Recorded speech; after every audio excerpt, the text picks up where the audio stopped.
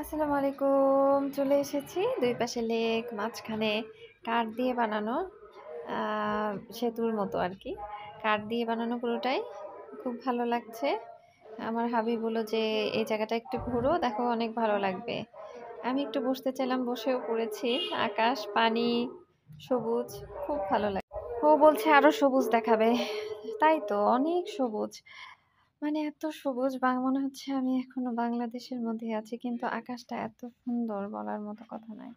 খুব ভালো লেগেছে আকাশ, সমুদ্র। এখানে কিন্তু আ এগুলো কিন্তু ধান ক্ষেতের মতো। এদের এখানে ধান ক্ষেত। এরপরে সবুজ আর সবুজ। ২ পাশে সবুজ, আকাশটা মনে হচ্ছে নেমে আসছে।